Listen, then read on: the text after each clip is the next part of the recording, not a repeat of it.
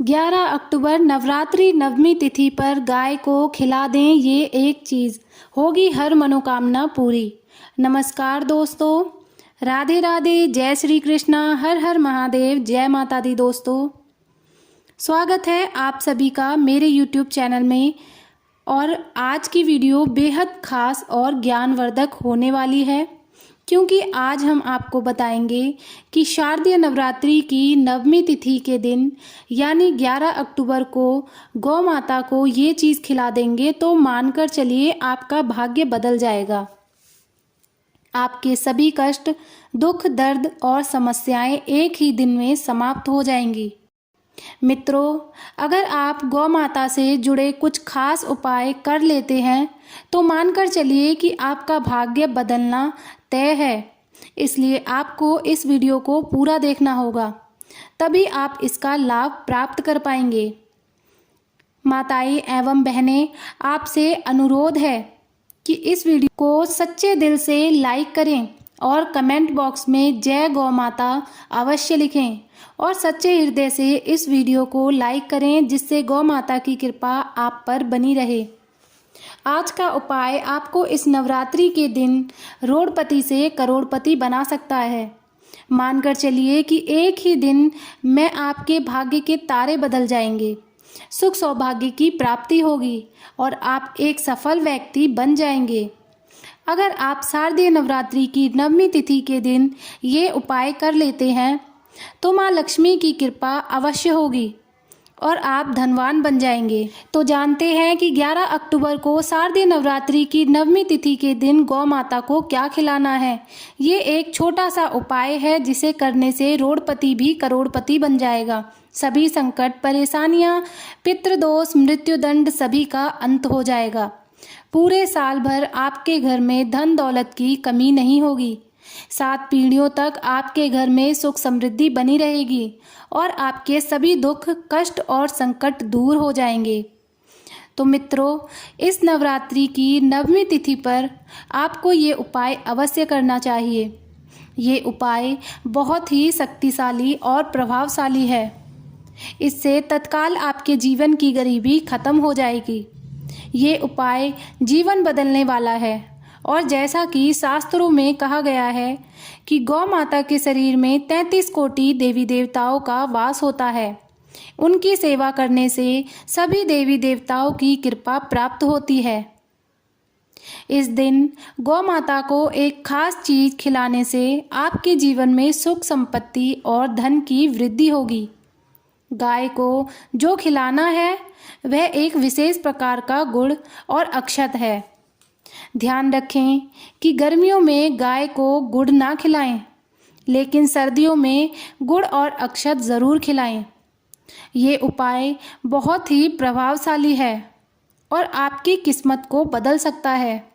इसके अलावा अगर आप चाहते हैं कि माँ लक्ष्मी की कृपा आप पर बनी रहे तो आप पीपल के पेड़ के नीचे सरसों का चौमुखी दीपक बनाकर जलाएं।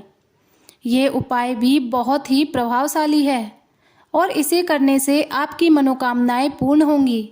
आप इसे ज़रूर आजमाएं और देखिए कैसे आपके जीवन में चमत्कार होते हैं। पुराणों में कहा गया है कि जो लोग गाय के प्रति प्रेम रखते हैं वे महाभाग्यवान होते हैं। ऐसे लोग घोर पापों से मुक्त होकर स्वर्ग की प्राप्ति करते हैं और अगले जन्म में धनवान बनकर सुख भोगते हैं। साथ ही आराम कर रही गाय को कभी भी कष्ट देकर उठाना नहीं चाहिए।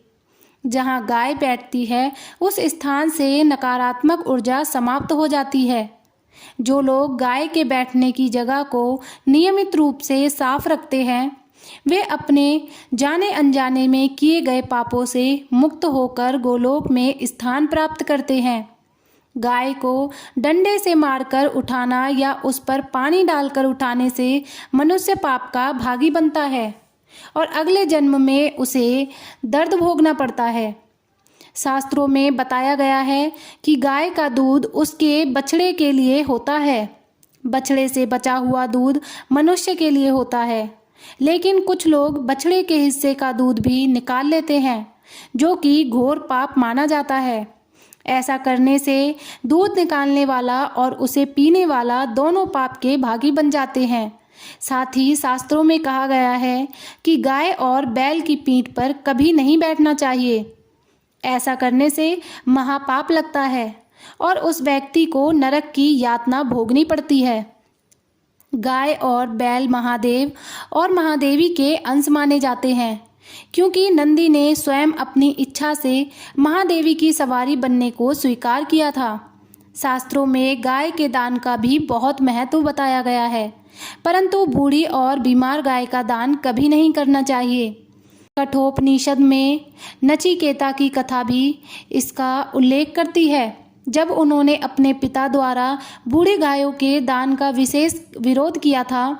जो लोग बछड़े सहित गाय का दान करते हैं वे महान पुण्य प्राप्त कर स्वर्ग में स्थान पाते हैं।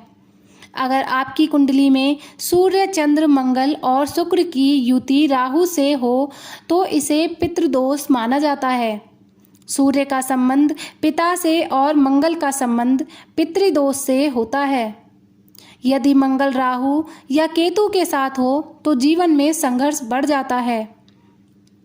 इस दोष से मुक्ति पाने के लिए गाय को नियमित रूप से रोटी खिलानी चाहिए, खासकर अमावस्या के दिन। शास्त्रों में कहा गया है कि बृहस्पति गुरु के रूप में माना जाता है। अगर कुंडली में बृहस्पति नीच राशि मकर में हो तो शिवलिंग के दर्शन के बाद सामने से गाय आती दिखे तो उसे दाहिनी ओर से जाने देना चाहिए। ऐसा करने से यात्रा सफल होती है और घर में दोष समाप्त हो जाता है।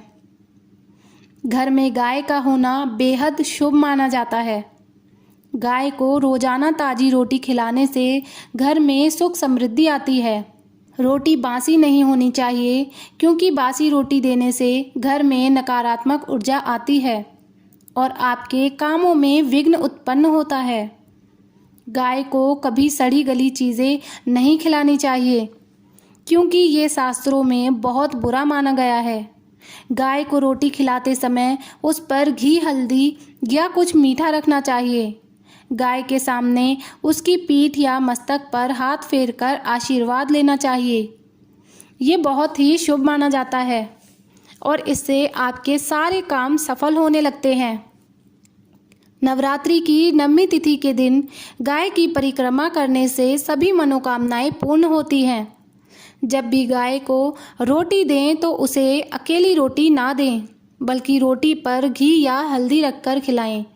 गाय को सूखी रोटी ना खिलाएं, इससे दुख और कष्ट दूर होते हैं।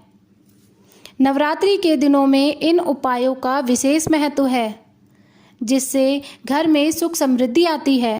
तुलसी का पौधा घर में लगाने से देवी माँ प्रसन्न होती है और घर में पैसों की दिक्कत समाप्त हो जाती है। नवरात्रि के समय में तुलसी का पौधा लगाना बेहद शुभ माना जाता है। शंख पुष्पी का पौधा भी घर में संपन्नता लाता है। केले का पौधा लगाने से भगवान विष्णु का आशीर्वाद प्राप्त होता है और आर्थिक समस्याएं समाप्त हो जाती हैं। ऐसा माना जाता है कि जो लोग गाय को रोटी खिलाते हैं उनको पीढ़ी दर पीढ़ी उन्नति मिलती है या वे विकास करते हैं, जिनका अर्थ ये है कि उनके पास सभी प्रकार के सुख और सुविधाएं वह हासिल कर लेते हैं। यदि आप भी उन्नति करना चाहते हैं, आपकी तरक्की नहीं हो रही है, तो आपको गाय को रोटी रोजाना खिलानी चाहिए।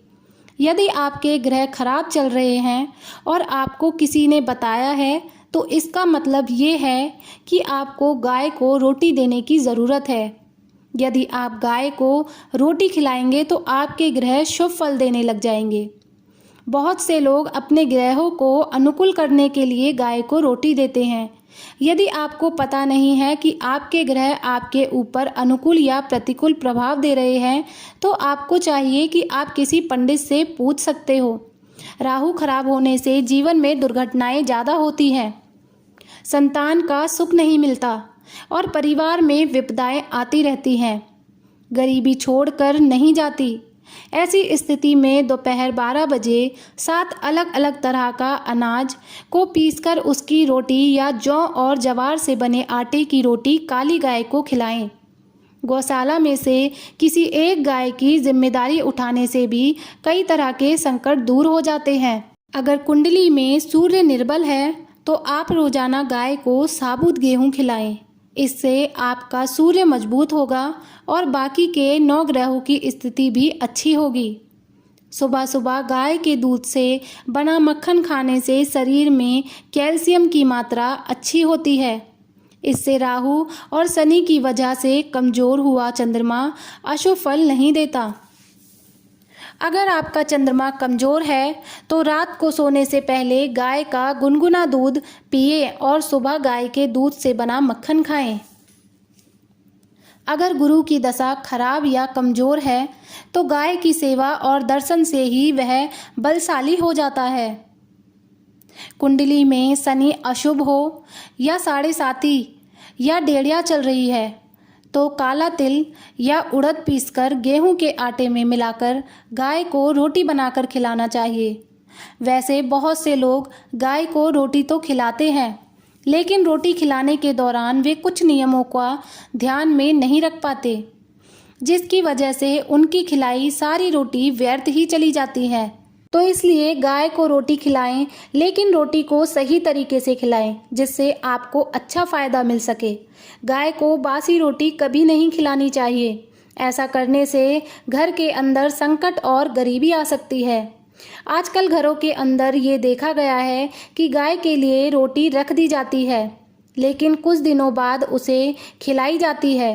यदि आप ऐसा करते हैं तो आपकी कोई भी समस्या का समाधान नहीं होगा और गाय जब बैठी हो तभी रोटी खिलाना काफ़ी अच्छा होता है। हालांकि जब गाय खड़ी हो तब भी आप रोटी खिला सकते हैं। गाय को सुबह रोटी खिलाया जाना चाहिए, शाम को रोटी खिलाना अच्छा नहीं माना जाता है।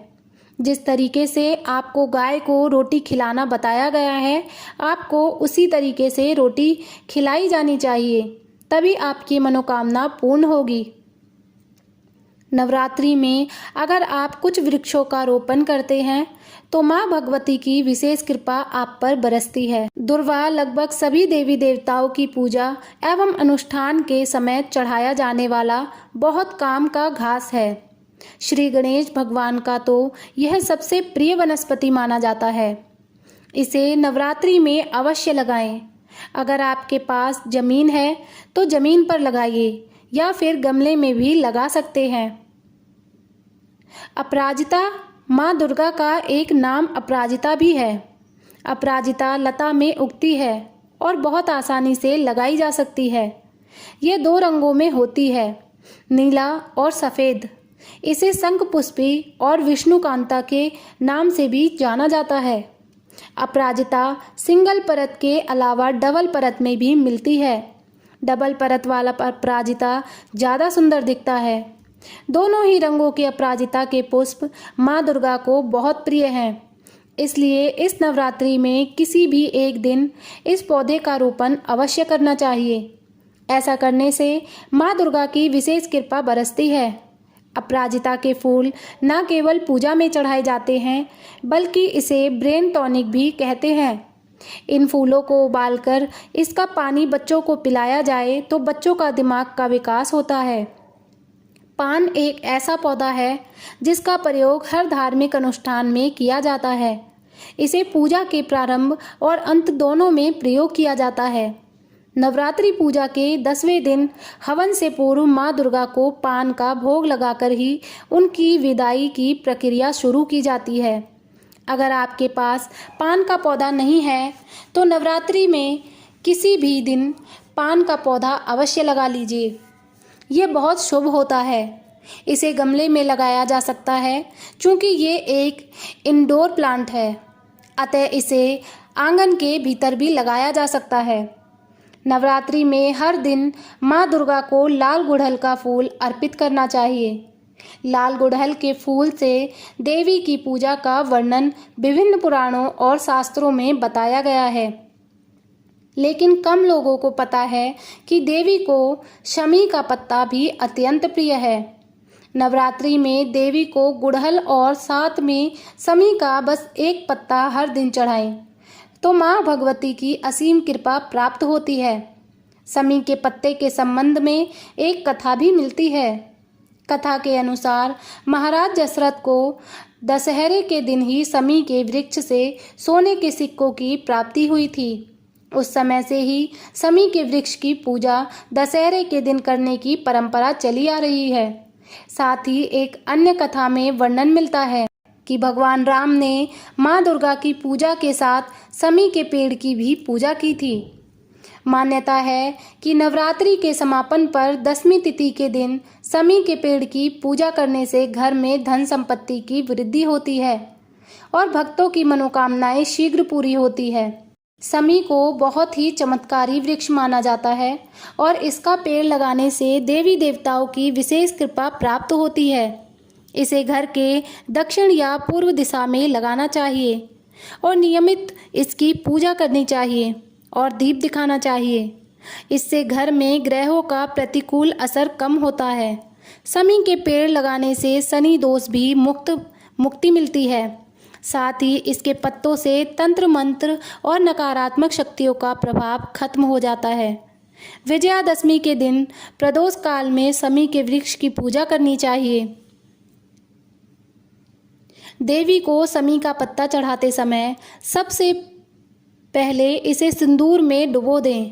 इसके बाद देवी का ध्यान करते हुए अपनी मनोकामना मन में रखें और फिर देवी को समी के पत्ते अर्पित करें। समी का पत्ता देवी के माथे पर रखना चाहिए, जैसे तुलसी को भगवान विष्णु के माथे पर रखते हैं। देवी दुर्गा के साथ साथ भगवान गणेश को भी समी का पत्ता अर्पित करें। गणेश जी की समी के पत्ते से पूजा करने पर जीवन में शुभता बनी रहती है। तो मित्रों, शारदीय नवरात्रि की 9वीं तिथि पर गौ माता को यह खास चीज़ खिलाएं और साथ ही इन पौधों का रोपण अवश्य करें ताकि जीवन में सफलता, सुख और समृद्धि प्राप्त हो। अंत में आपको ये वीडियो कैसा लगा ज़रूर बताएं। अगर इस वीडियो से आपको कुछ नया जानने को मिला है तो कृपया हमें ज़रूर बताएं। आप चाहें तो वीडियो को लाइक करके भी अपनी प्रतिक्रिया दे सकते हैं। हमारे चैनल को ज़रूर सब्सक्राइब करें ताकि हम आपके लिए और भी महत्वपूर्ण जानकारियाँ ला सकें। तब तक के लिए आप अपना ख्याल रखें।